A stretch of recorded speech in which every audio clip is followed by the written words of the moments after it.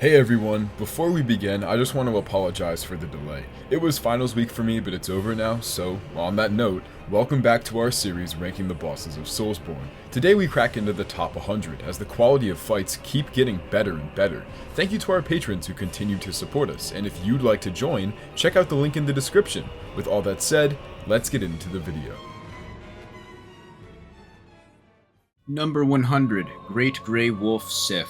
I think it's time we start calling a spade here. Sif has great lore, an awesome theme, a top-tier arena, lots of great stuff. I can pretty easily understand why people who are more inclined to rate things based off of those metrics love him, but unfortunately the gameplay is almost completely unremarkable.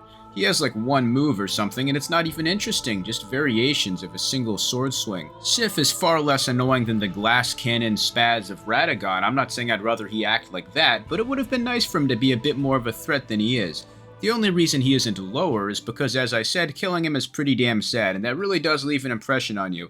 Maybe less so for me now, because I've beaten the game like 50 times, but when I first learned what his motivation was for fighting you and about the alternate cutscene when he recognizes you from the DLC, it did melt my frigid, hateful heart a wee bit. I'd go as far as to say it's the most emotionally charged boss in the series, or at least the only boss to make me feel something beyond the usual binary of excitement versus boredom. That's worth something, but not enough something to crack double digits. I don't really care about killing Sif that much. Everyone talks about how he recognizes you with the DLC or whatever, but he still tries to kill you. Truth be told, if I ran into the dog of some dude I killed, who also tried to kill me in the middle of the woods and it was rabid and angrily staring me down, I'm fighting for my life. And that's exactly what I did. If Sif was marginally exciting, I would like it a ton more, but like Alex said, it has basically one attack which can be quite annoying to dodge. Number 99. Iron Golem. This playthrough had a lot of firsts. It was the first time in a long time I fought Super Ornstein. It was the first time I didn't get bent over ass up by the Anne Orlando Silver Knights, and it was the first time I managed to get Iron Golem to fall off the arena. I finally did it after 6 years, and not for a lack of trying. I spent a peak sun hour on a 75-degree day in March attempting to watch this chucklefuck fall off his arena, and ended up doing it, and it was awesome, but only because it took me so long to do it. It got so bad at one point, the game took it upon itself to try and stop me by giving me the inescapable bird's eye view camera bug that people use to skip lower Anne Orlando in speedruns. And he also kept doing this troll where he would start wobbling, and then no matter how many hits or how much damage I'd do, he'd just stand there like a gas station tube man and recover, and then I'd just kill myself. Anyways, I feel like it's pretty obvious that to almost everyone, Iron Giant is a big joke, but at the same time, a very overdone joke. Everyone makes fun of him so much that trying to do an original bit, digging into him is like going to a funny art competition and drawing a dick on a misty window. But either way, the only thing I think Iron Golem has going for it is the unique mechanic of the bomber you can kill. Or not kill, if you're one of those get good assholes. Some people praise the wind gust attack, but it's so inaccurate that if you stand still at the entrance, it won't even hit you. Although on a positive note, I think the ankle clipping thing is good. And honestly, he does it better than Tower Knight, mainly because Iron Golem doesn't have an AoE that can knock you on the floor for the whole time he's down. Overrated boss. I do think some type of head damage could have been done if the arena was bigger, but I also like how small it is. Of all things Dark Souls bosses got wrong, and there are a lot, one positive thing is that basically every boss has a creative arena. Something very few fights from the rest of the series afterwards can claim. Another boss that I like on an almost purely comedic basis, which at this point is a surprising amount. I'm starting to suspect I'm easier to amuse than I thought, which is ironic because I have a sort of snobbish contempt for people who laugh too much. Whenever I'm walking around on the street and I hear a group of people laughing or chuckling too hard, my first thought is that they're all probably a bunch of stupid buffoons and I hope they get hit by a meteor. Maybe I ought to embrace laughter and whimsy instead of seething like a chud all the time. Personal reflections on misanthropy aside, it would take an even more curmudgeonly soul than I to not enjoy sending Tarkus's giant bonehead cousin tumbling down onto his ass by hitting him in the foot over and over. Primo entertainment every time. Number 98, The Lost Sinner. If you can believe it, supposedly her exile to the Sinner's Rise was self-imposed. One day, she just decided to drop everything, slap on a gimp suit, and lease out an eye socket to the bed of Chaos Bug's distant relative. Aldia may be the titular scholar of the first sin, but this poor lady right here has first-hand experience with the whole ordeal, failure though it was. Kinda makes you wonder why Aldia wastes so much time asking the bearer of the curse so many loaded questions when he's got a first-hand source with nothing better to do just sitting around. He couldn't ask for a better captive audience for a potential Q&A, at least until you went and killed her. You snooze, you lose, I suppose. That said, hanging out with her probably kinda sucks. She lights her room like my mom lights our dining room, with a dingy dimness that never fails to give me a migraine if I stay there for more than 10 minutes. You can light it up a tiny bit if you have a torch handy, but it still isn't enough to make a major change. As far as the fight goes, it's alright, but plagued by a moderate degree of Dark Souls 2 jank that makes it sort of a hassle for anybody using a strength weapon especially. Approximately 2 nanoseconds after whiffing an attack, she tends to either leapfrog 200 feet in the air or fly across the room out of range, which is far from enough time to pull off a successful R1 if the mental math wasn't coming together there for you. As well as that, she's a proud alumni of the Sir Alan Horrendous Stab Hitbox Academy. It's not quite as ridiculous as it is in the case of the Maestro, but I've been victim to teleportation hijinks enough times for it to be an unsurprising event whenever it does arise. Once you're accustomed to these facepalm-worthy quirks, though, the fight is able to function pretty well. I don't think that stuff tends to kill you that often, unless you make the rookie mistake of trying to chug Estus right in her face like a punk. My jaw still drops from indignation at how trollish her AI can feel when she activates Ultra Instinct and starts dodging every move I make, but for whatever reason it never makes me that genuinely angry. Better to have a bit of spice than be a piece of hardtack. Number 97, Aldrich, Devourer of Gods. I can't even imagine how cool it must have been going through Anor Londo again however many years after the first time. But then, Aldrich walks into the party like the smelly dude in a green hoodie that makes a creeper face when you zip it up. This fight is about as accurate as you can get with Gennaro Gattuso's famous "Sometimes may be good, sometimes may be shit."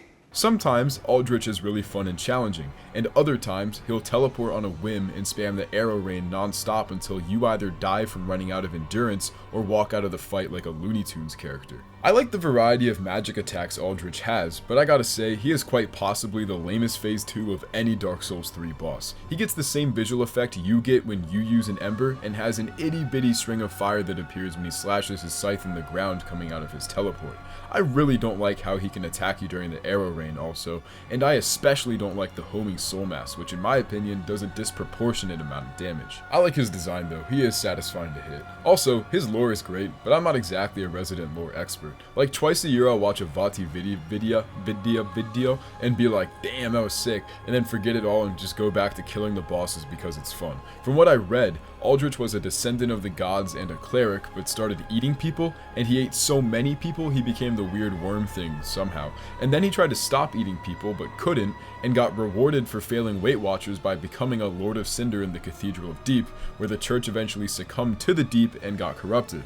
And then Aldrich moved to Anor Londo, I guess. Aldrich, Devourer of Gods is a decent boss, but suffers heavily due to the fact that he's in Dark Souls 3, which has arguably the greatest boss roster in gaming history. I like Aldrich well enough, but a word to the wise. Do not ever, and I mean ever, use a sorcery build in Dark Souls 3. It's actually worse than Soul Level 1. Almost every boss has insane magic resist, and Aldrich especially will torture you in the fucking balls for this lapse in good judgment.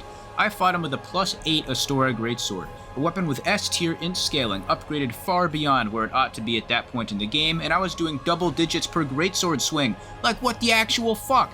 I was sort of a glass cannon also, so I was getting cooked by the arrows like a walking brisket. The whole run was a mess, and I am never experimenting with weapons in this game ever again. Exile, Greatsword, or nothing. You know how it is. Number 96, Old Dragon Slayer. Ornstein has so many body doubles at this point that trying to piece together what the fuck he was doing all his life is a fool's errand. The one you kill in Souls 1 drops a soul and is implied to be the real deal by basically every item description in the game, but lo and behold, he's still kicking millennia in the future in a random cathedral. Who knows, maybe Smo was just using a highly advanced rubber hammer and it didn't really hurt that much.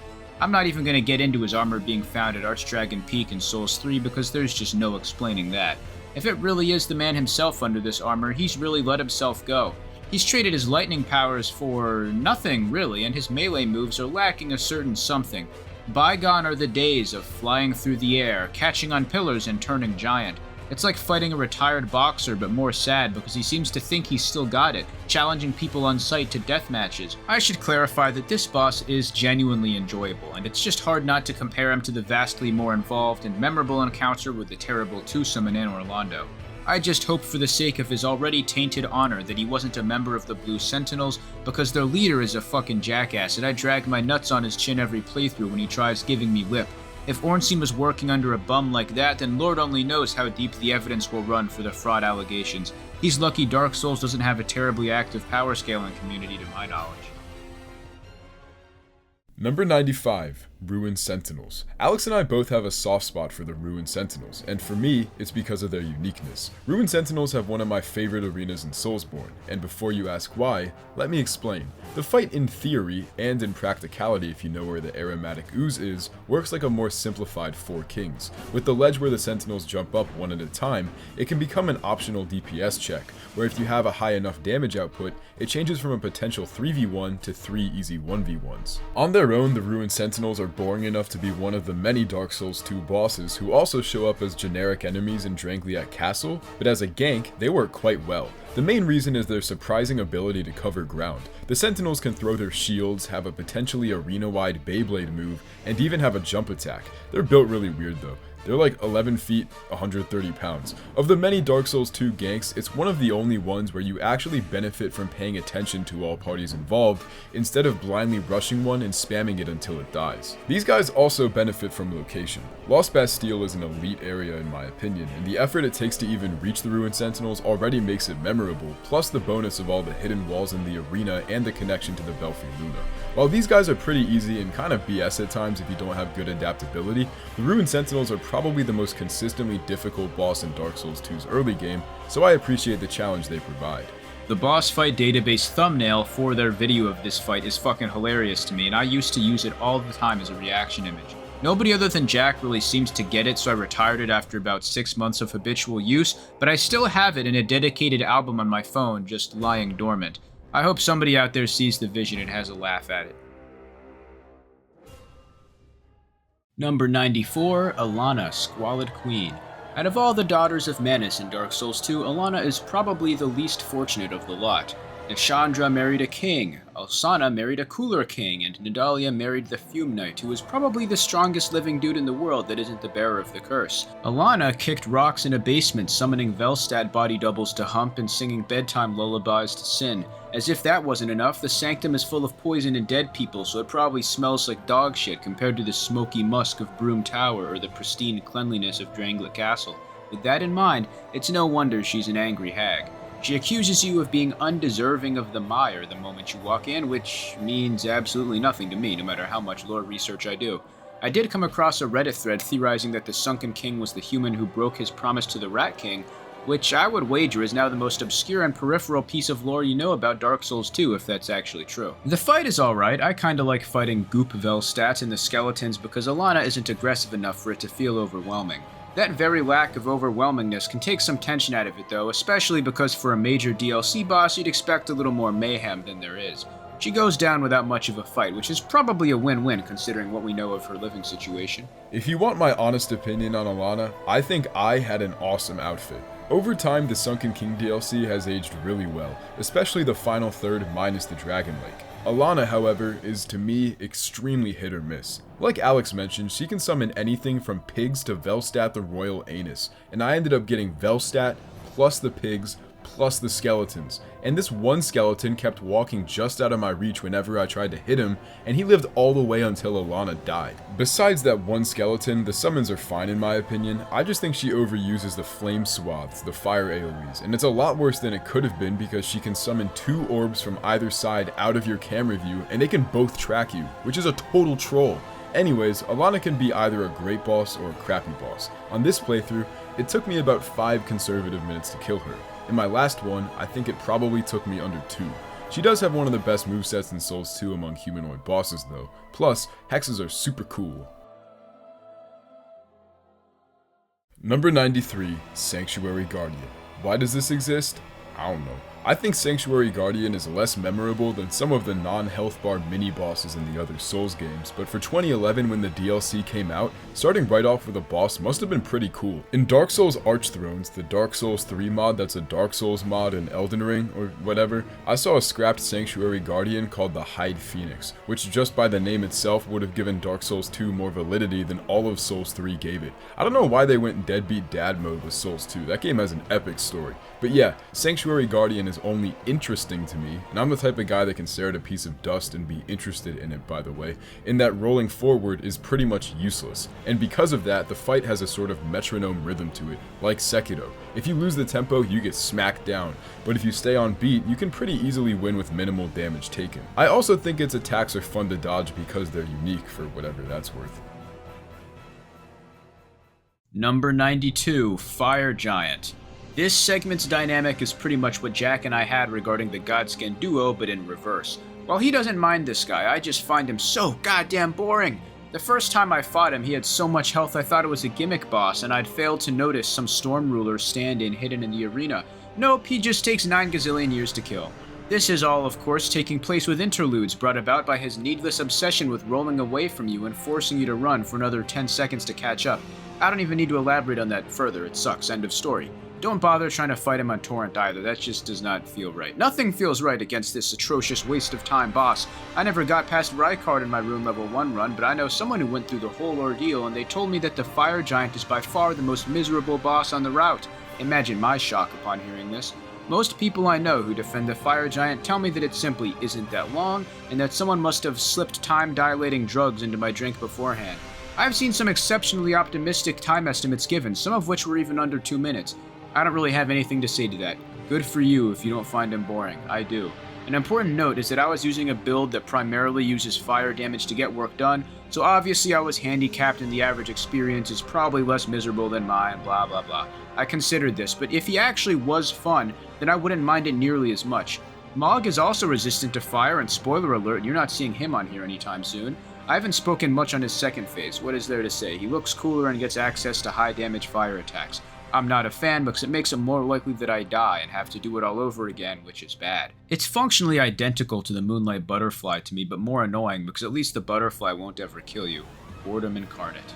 So yeah, this and Godskin Duo were our biggest disagreements. To me, Fire Giant is a mixed bag, but a mixed bag of a bunch of stuff that, for the most part, I like. For one, the thing looks pretty cool and has a bombastic theme. Some people use that word as an adjective, I just use it as a synonym for awesome. Either way, because I had such a pitiful amount of health and was doing a shirtless Teenage Mutant Ninja Turtle cosplay, I had to essentially no damage the entire fight. While I feel like giving Souls bosses points for being cool is sort of like giving a little kid a cookie for listening to authority, this is truly an exceptional case of an epic, in all caps, boss fight. If I had to criticize it, I think that one, with the slam attack in phase 2, the eye should be open a bit longer, and so should the window for the riposte. And 2, it should roll less. But on that note, almost every Elden Ring boss does some form of time wasting, and while a lot of people like to point out Fire Giant doing it, they turn a blind eye to, well, almost everyone else. I already made that point in the last video, so check that out if you want to hear it in more detail,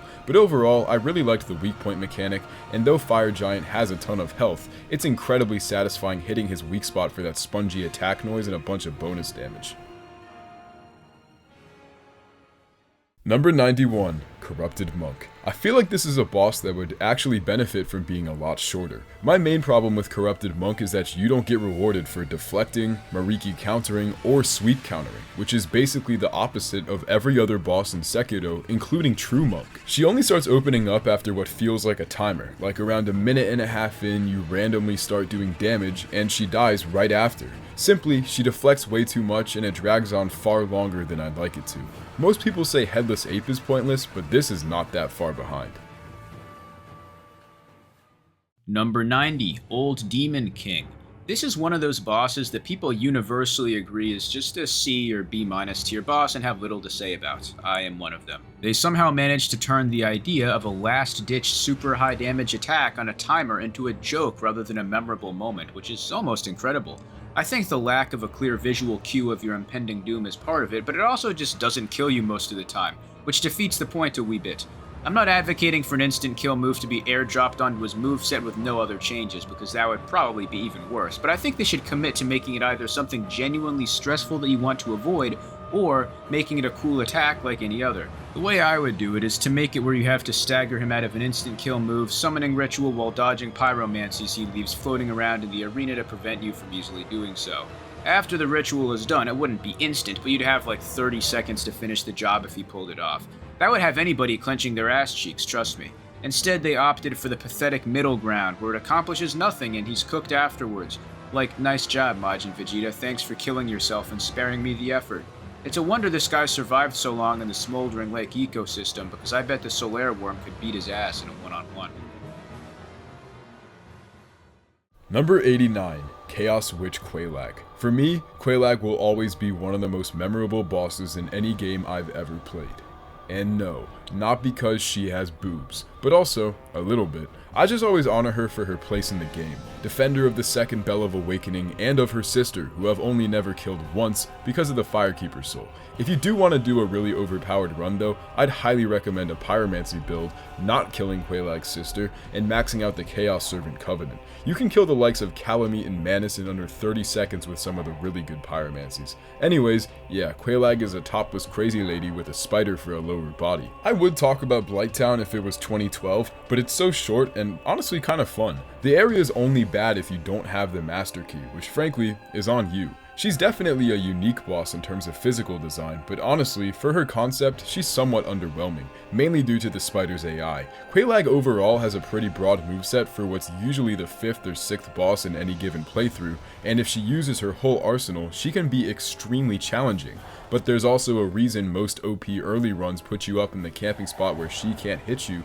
while you watch Maneater Mildred slowly kill her. The spider really only uses the useless lava puke and jump attacks, and rarely the AoE, which is by far her deadliest move. I like Quelaag's attacks though, and while it's predictable when she does them, it at least makes you think a little. Also, if you let the spider puke a bunch, it's fun dialing in on your surroundings so you don't get trapped in the lava vomit. Chaos Witch Quelaag is a vintage Souls fight, but because she's just that, she's more of a fond memory than a truly decent boss. Number 88, Dragonkin Soldier of Noxtella. This is another case of a horribly unmemorable boss that dies with embarrassing ease, but it at least has cool lightning effects and he looks neat. It's no wonder Noxtella got fucked up by aliens if this was their top dog, but he at least kept me fairly amused, which is more than the extraterrestrials can say. Decisive Noxtellan victory as far as our ranking goes. I actually think Dragonkin Soldier of Noxtella is very fun. He's sort of like Vicar Amelia, or I guess any Bloodborne boss really. I just think he's a cool cucumber with a lot of attack variety. Number 87, the Duke's Dear Freya. I've seen so many people over time refer to Freya as an extremely underrated boss, one of the most slept on bosses in Soulsborne, Dark Souls 2's best boss, and all that yes man talk really overshot it on repeat. Of course, this is the Scholar of the First Sin version, which has all the baby spiders in it, but they die in one hit to like any weapon and also don't even attack you if you have a torch equipped, so I honestly ignore them. I'm also half joking about this being overrated, or overrated? I don't know. I 100% think she is one of the best bosses in Dark Souls 2, but people talk about her as if you don't have to fight her every playthrough. At least I hope it's a her also. That'd be weird for a dude to be referred to as deer. Anyways, we've all seen it and thought it was cool. The Duke's Dear Freya is a two-headed spider that can shoot lasers out of its asshole. It's got a really awesome design, plus the fact that its body is made of impenetrable armor, which forces you to position yourself to hit it. I wish more bosses did that, like Wolnir. Even though I hate Wolnir, solving how to hit him from different angles is one thing I like.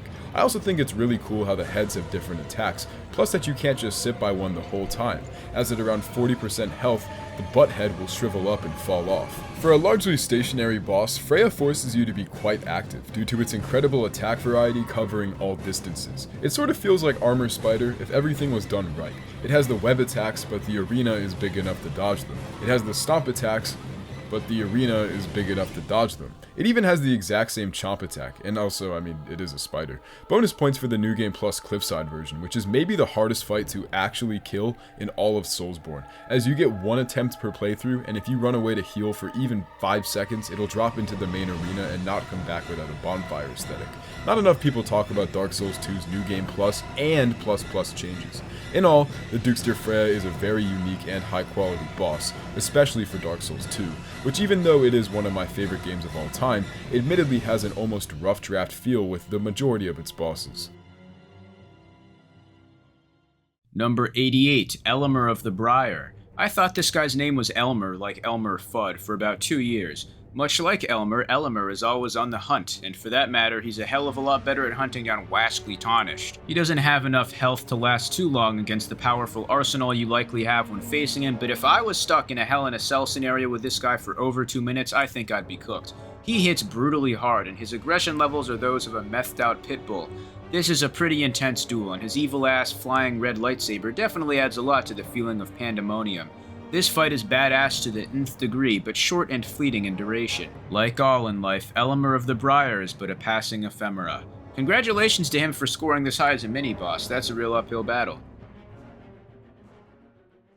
Number 85, Vort of the Boreal Valley. I had a perfect fight against Vort, so maybe it was the experience, but he's a lot better than I used to think he was. From the other games, Vort's comparison would be like the Last Giant, Phalanx, Cleric Beast, the first real boss of the game. And in my opinion, he's far more exciting than any of them, even though he is pretty easy.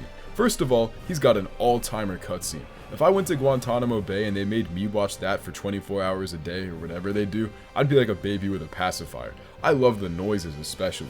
He also has a great but simple moveset that makes you feel confident when you dodge him. I talked about it in a lot more detail in the last video with Phalanx, but I really appreciate how Vort rewards exploration with the gold pine resin in the high wall, even though I didn't use any because I'm too cool for school, I guess. And like almost all of Dark Souls 3's bosses, he has an extremely memorable phase 2. I do think he should do more besides running at you though. The only other thing he does is awkwardly slam at his crotch. Vort is an awesome boss, and because of the Chipotle I ate yesterday, I might need to Vort right now. Number 84, Flame Lurker. The Flame Lurker really sets the stage with high expectations. I remember seeing the remastered cutscene and thinking, God damn, that's absolutely incredible, I can actually tell what he looks like now. There's no way they won't cook with this guy. But then, of course, I was jolted back to reality when I remembered that Blue Point decided to forsake any and all attempts at improvement in favor of faithfulness, and I sighed. This is a fight on the very edge of being good, but one thing rubs me the wrong way. That is, of course, that all of his attacks produce an AoE on impact with the ground. It's not dangerous in particular, it does negligible damage, but it feels outright undodgeable. No matter what I do, I'm not guaranteed to see my health bar decrease just a sliver, which bothers me the same way seeing a poorly leveled poster on a wall does. It's functionally the same as taking chip damage in a fighting game, or that AoE damage thing the Smelter Demon does, but it feels out of place in this particular context. Also, we've already established that the AI is a common culprit for fuckery in this game, but the Flame Lurker moves like a goofball, so it's hard to take him seriously. In my head, looking at a picture of him, I'd imagine him to move sort of like Vort from Souls 3. Instead, he jumps around as Donkey Kong would if you clubbed him in the head and spun him around for 5 minutes. Negatives aside, I do overall like him. The remake made it easier to tell what he actually is, as I said earlier, instead of leaving him as a walking light bulb, so that's a plus. The soundtrack is also pretty cool, a lot more intense than the original Funeral Dirge in my eyes. Apologies to the Atmosphere fans. I know the atmosphere is less to your liking. We all know it's the only thing that matters in a game, so it's a big deal if they change the atmosphere.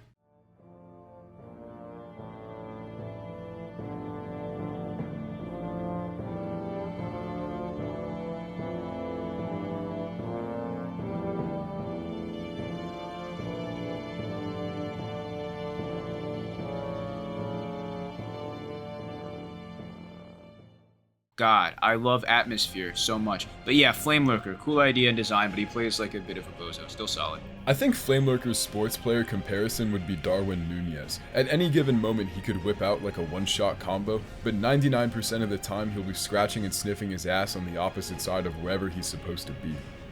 That's what everyone wants you to think. This boss is a POS, with a silent G at the beginning and a silent F in between the O and the S. Figure that out for yourself. Flame Lurker might be the most fun, terribly made boss fight in the history of gaming.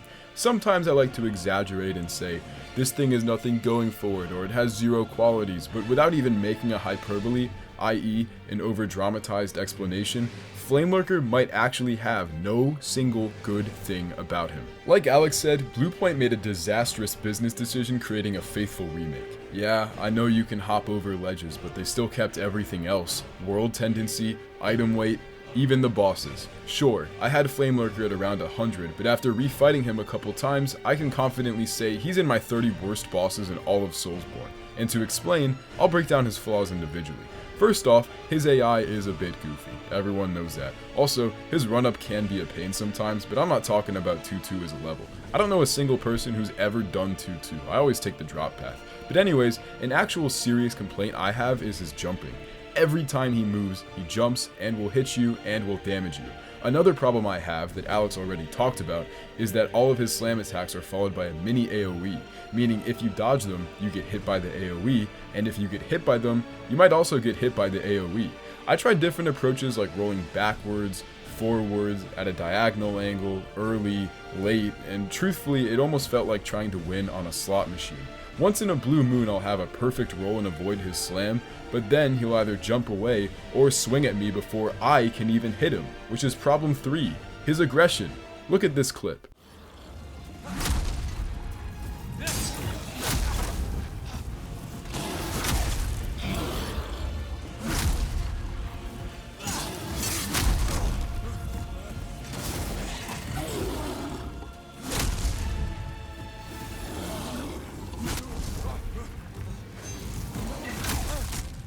He gave me no time to attack him. It really feels like your best opportunity here is random opportunity. Like this when he just decided to sit still for 10 seconds and let me hit him for no reason at all. I think this fight gets carried by its legacy and nostalgia, to be honest. If more people took off their rose-tinted glasses, I think they'd also see that Flamelurker is a bad boss fight featuring few to no moments of genuine enjoyment.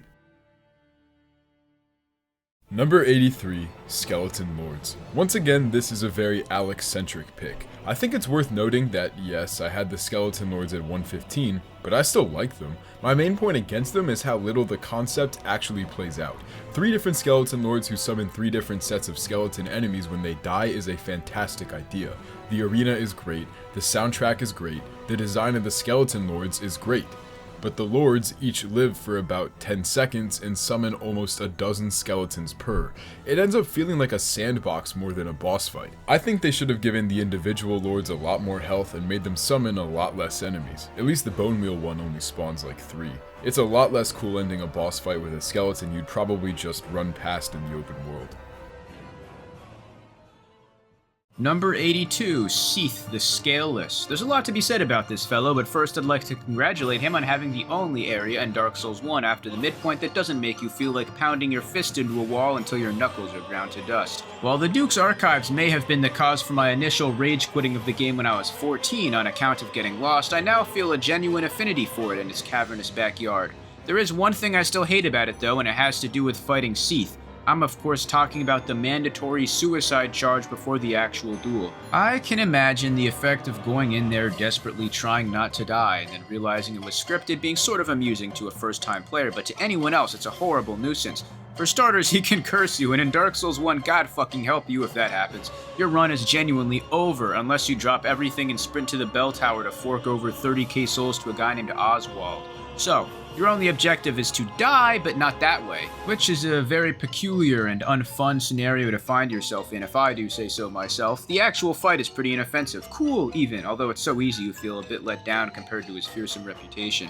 I'm all in favor of keeping dragons grounded, as I've said earlier, but that doesn't mean I think you should just take off their legs and torso entirely. Seath is a flying stump who sits in the middle, effectively immobile save for his tentacles.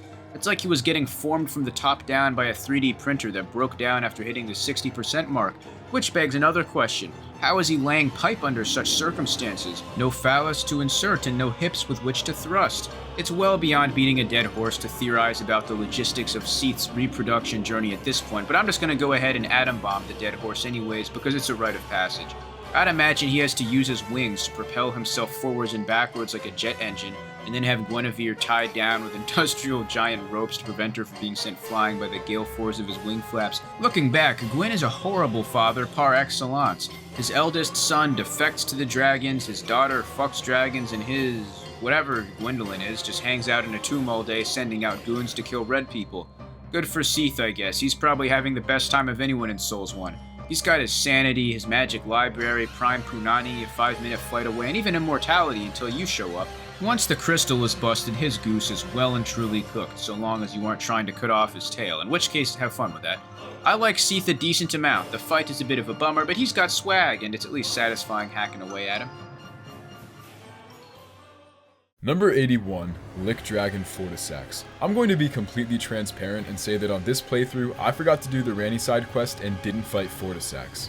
And the reason I put him at number 76 is because I just chose a random number between 170 out of a hat. It's sort of weird to be talking about him because, number one, I didn't even fight him, but also because the last time I did fight him was when we made an Elden Ring ranking of every single boss 2 years ago. So, the last time I talked about him, well, I didn't even talk about him. Alex did. We put him as the 11th best boss of the 100 whatever total bosses in Elden Ring, which is crazy. I'm not even gonna try and pretend to give an opinion here, but from what I remember, basically because he was a giant black dragon, he automatically had to be one of the best bosses in the game. Clearly now, Alex thinks otherwise, and from my memory, I guess I agree. It's a generic dragon fight with the addition of red lightning. Otherwise, Lick Dragon Fortisax is an unremarkably difficult boss fight that shares a moveset with all the other dragon enemies in the game. Number 80, Osiros, the Consumed King. Once upon a time, I found this fight really hard for whatever reason, but now I really just can't see it. You don't even have to dodge most of the time. You can just take a leisurely stroll around him and he'll blindly hit air like the old hero. He's clearly a basket case, so it's no surprise he's not all there in a fight to the death, but the great performance from fellow nutjobs like Ludwig and Gale cast into doubt the validity of that as an excuse to finding yourself on fraud alert. That said, it is at the very least an active fight, and his constant howling and raving about his fake invisible baby keeps things lively. Unless he really does have an invisible baby, in which case he's probably an even worse father than Gwyn for keeping him on hand. Child of dragons or not, if a baby meets a greatsword, you've got a Fruit Ninja scenario on your hands, brother. Maybe let Junior sit this one out somewhere. He does just that when he hits 60% HP, neglecting his dear Ocelot in favor of doing a Vort impersonation. I like Vort, as you've already seen if you noticed my personal ranking, but I'm not sure his style befits an endgame boss. I have fun with this guy though, don't get it twisted. Wherever Ocelot is, I'm pretty sure he's probably in better hands than he would be with Osiris. This is one of my favorite all-time good bosses. He's not great, but he's damn fun to fight.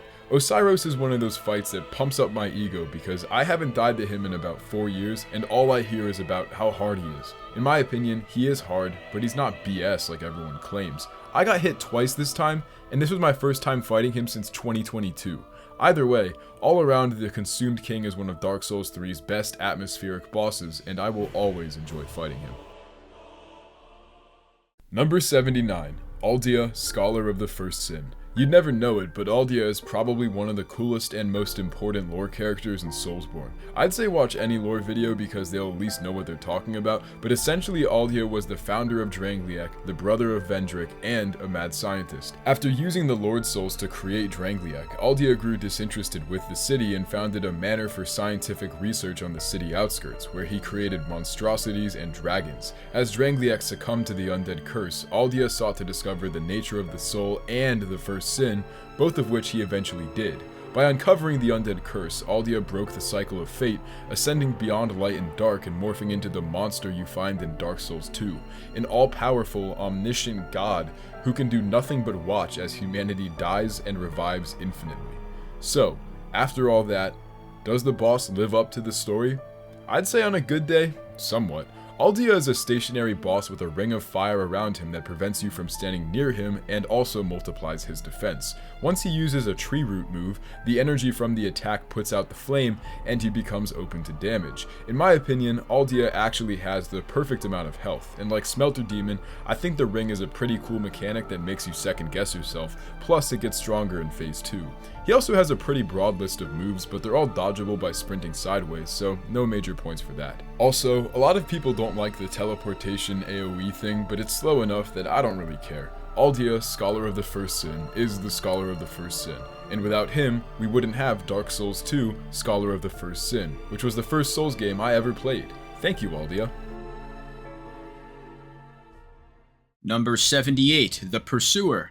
The Pursuer might be one of the coolest dudes in Souls, which is impressive because normally people who obsessively hound you come off as oblivious jackasses. If you've been in a college campus for more than a month, I'm sure you'll have horror stories about getting zeroed in on by those dudes telling you to donate to kids with super AIDS in Tajikistan or whatever. Don't even get me started on missionaries either. Believe me, I'm all for spreading the good news, but they need to understand that bothering people as they go about their day is more likely to make them tell you to get bent than it is to recruit them for Tuesday night youth group. The Pursuer, at the very least, wastes no time with idle banter or transparent deceptions. He comes down to kill, and while he may be lousy at it, the effort is commendable. Bonus points for engaging you by all the ballistas, because while it's almost certainly harder than fighting him normally, it is tremendously fun lining up a shot properly and sending him flying on his ass with a 50-pound arrow. He even has a whole second moveset if he manages to land the cursed thrust attack on you, which, I heard, is actually possible, contrary to popular belief. He's the first boss that comes to mind for me when someone mentions Dark Souls 2, which is indicative of his iconic nature, if nothing else. Like Alex said, Pursuer is Soulsborne's Clint Eastwood. This is a bad-ass fight. The ballista is incredible, I love that he respawns throughout the rest of the game, and I really enjoy the option of fighting him in the Cardinal Tower next to the Estus Shard. If Artorias is Dark Souls' poster boy, Pursuer is probably Dark Souls 2's. Number 77, Tower Knight. If you've been watching this series, you've probably heard me say once, twice, 3 times, maybe even 4 times, maybe more, I don't know, that Tower Knight is one of the most overrated bosses among the Souls community. And even now that I gotta say it to his face, I'll stand there and say it. He's overrated. There are a lot of better bosses that people overlook, even in Demon Souls, although not many. To get the positives out of the way, I like 1-2 a lot. I also really enjoy his cutscene and think he has a solid theme. And of course, the arena is cool. A cool concept. In my opinion, it kinda just wastes your time.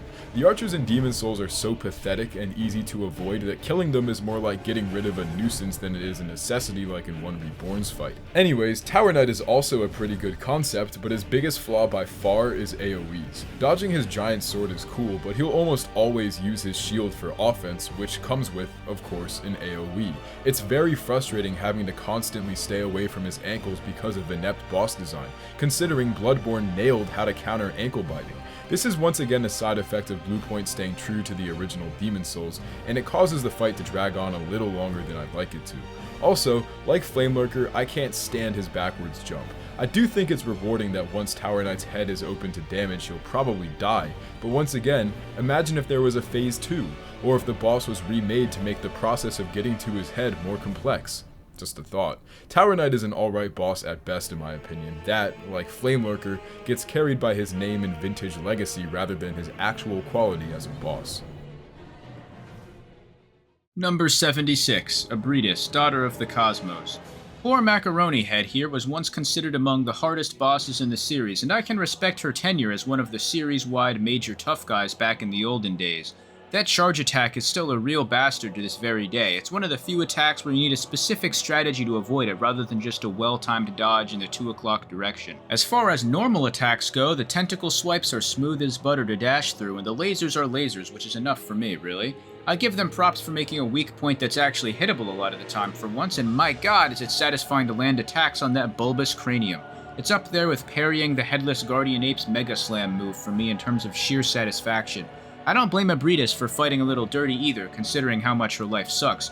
She watched paint dry in the Healing Church basement as a blood mule for who knows how many years until you wandered in and started cleaving her flesh off with a saw for no reason. I'd probably try to puke on someone if they'd pulled that on me too. It's just uncalled for. Not my favorite super boss perhaps, but Abridis definitely is one of the more memorable encounters in Bloodborne's otherwise somewhat mediocre base game roster.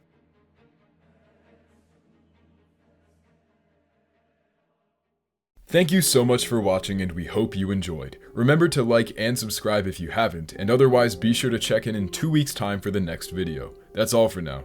Deuces.